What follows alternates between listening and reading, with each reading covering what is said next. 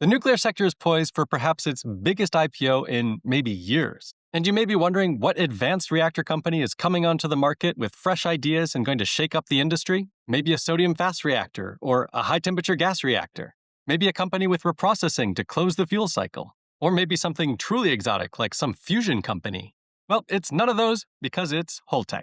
Reliable company that's been around for 40 years producing dry cast for spent fuel and decommissioning old nuclear plants.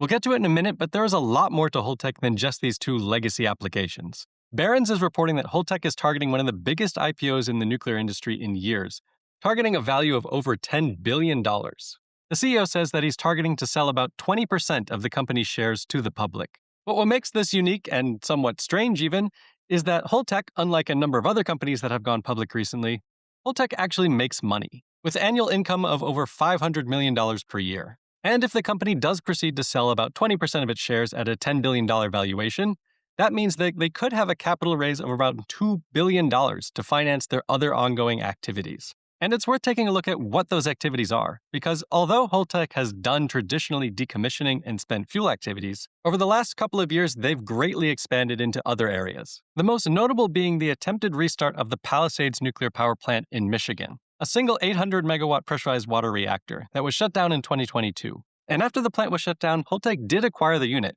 But pretty much everyone expected that Holtec, being a decommissioning and spent fuel company, would continue as they normally do and decommission Palisades. However, they went in a different direction. Due to increasing demand from AI and data centers and other needs for clean energy, Holtec reversed course and said they were going to restart the plant. The first ever nuclear reset in the U.S., now underway at the Palisades nuclear power plant in Covert Township, Michigan. We're in the main control room of the plant. This is the brain center of Palisades. Right now behind us are licensed plant operators, engineers, and mechanics who are going through the processes and procedures now necessary to bring this room back to life and to put Palisades back online. We went from roughly 200 employees at the time of shutdown back in 2022. We've rehired and rebuilt our team to more than 600 at this point. And then 2/3 of that entire team are people who had worked at Palisades previously. Now, Holtec leaders say it's the home stretch before they flip that switch. Palisades was originally supposed to come back online by the end of 2025, but Holtec says that has been delayed simply because of all the work that they need to do. They have received the fuel at the site, so once everything is in place, they should be ready to start up again. But so far, they haven't given an exact date. But Holtec's main business line for many, many years now has been dry storage, or the storage of spent nuclear fuel after it has operated in the reactor and after it has been cooled long enough to be moved outside of the spent fuel pools. These are vertical and sometimes horizontal canisters that hold the spent nuclear fuel inside. The inner portion is usually made out of steel, like this, and each one typically holds around 30 or 40 fuel assemblies. These internal canisters are then loaded into the outside casks, which provide the additional shielding. They're welded shut and normally then rely on pure air cooling in order for them to function. And basically they can just sit there for around 100 years without any problem.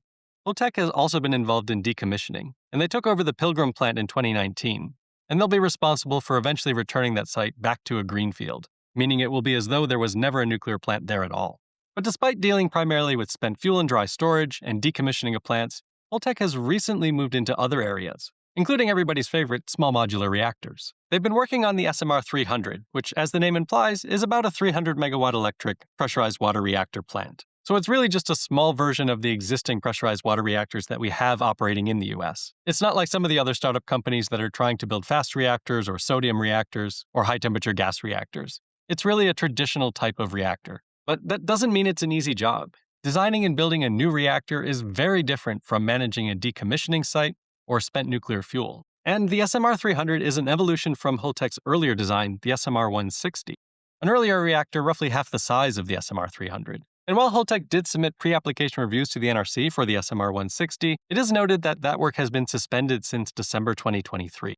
But Holtec is currently engaged with the NRC on the SMR 300 with pre-application activities, with a target approval sometime in 2027. So we'll have to keep an eye on how that goes. But as part of an IPO, Holtec is going to be subject to a little bit more scrutiny than perhaps they're used to. Because as a private company, if there are delays or other problems, that all stays internal. But when becoming a public company, a lot of this becomes material interest for people who would be investing. And there are a few things that caught my eye about Holtec that probably would give investors at least a little bit of pause. For example, on the Palisades restart, Regulators are asking for a lot more details about things like the repairs on welds and the quality of the work that's being done. This isn't necessarily unusual, but it has pushed out the timeline for the restart. Specifically, Holtec is asking the NRC to approve its process for welding the pressurizer spray, nozzles, and flange. It has also asked for exceptions in the welding codes based on welding repairs that have already been done at the plant. Again, this is not entirely unusual for a licensee to make these kinds of requests, but if they're unanticipated, it will slow things down. And since Holtec is spending a lot of money to get Palisades up and running again,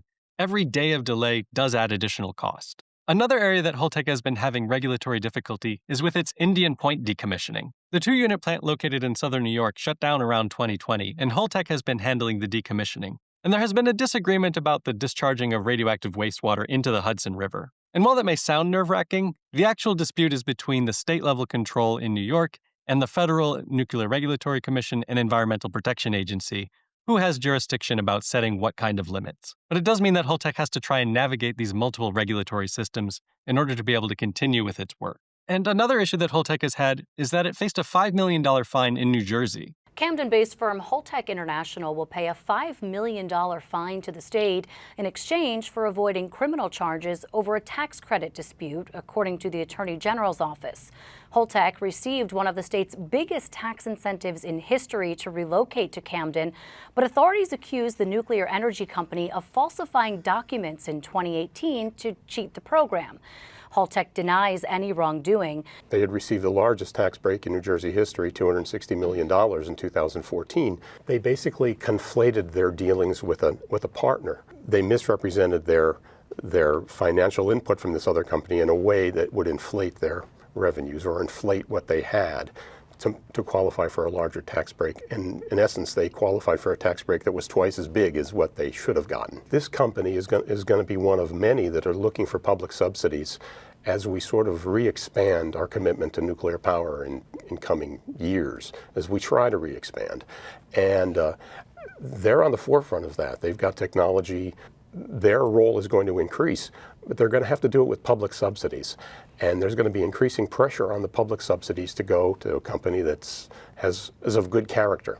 So while none of these issues appear to be deal breakers, they are things that investors and the public should keep in mind as Holtec moves forward with its IPO. But it is also worth noting the targeted value of the IPO here, over $10 billion. And I think it's worth comparing that valuation to other nuclear companies and what Holtec is offering that maybe some of them aren't. Everybody's favorite Oklo is valued at just over $10 billion now after a steep recent decline.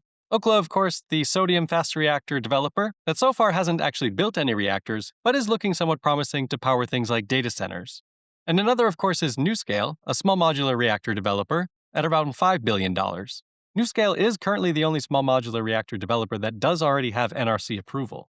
And Holtec is trying to enter the SMR space with its SMR 300. But unlike Oklo and NuScale, Holtec has existing business lines that produce money. It has its spent nuclear fuel and dry cast storage line, decommissioning, and the potential Palisades restart. So it has a mix of live services and hard assets, instead of being a pure reactor development play. Other companies include BWXT, which has around an $18 billion market cap. BWXT, of course, supports a lot of the nuclear navy and provides nuclear components. So it falls into somewhat of a same category where it's a big nuclear industrial company that has revenues and provides a lot of services to various customers in the industry and in the US military. Then, of course, there are the fuel cycle companies like Cameco, which, with about a 50% ownership of Westinghouse, currently sits at around $52 billion.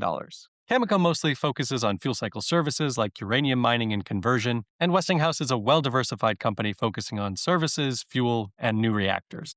We also have large operating companies like Constellation, currently valued at around $100 billion. Constellation being the largest nuclear operator in the United States, operating 21 reactors across 12 sites and around 19 gigawatts of capacity.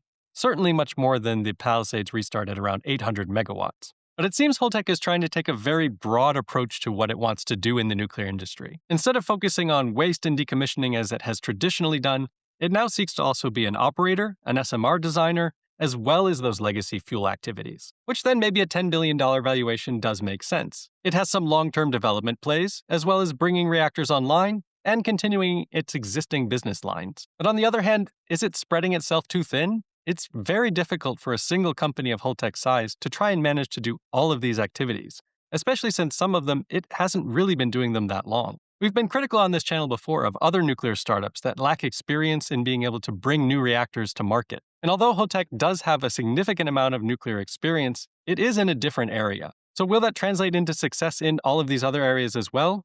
I think it's probably too early to say.